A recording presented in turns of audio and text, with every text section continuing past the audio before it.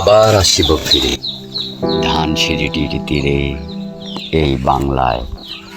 হয়তো মানুষ নয়, হয়তো বা শঙ্খচিল শালিখের বেশে, হয়তো ভোরের কাক হয়ে এই কার্তিকের নবান্নের দেশে। কুয়াশার বুকে ভেসে একদিন আসিবই কাঁঠাল ছায়ায়। হয়তো বা হাঁস হব, কিশোরীর ঘুঙুর রহিবে লাল পায়ে।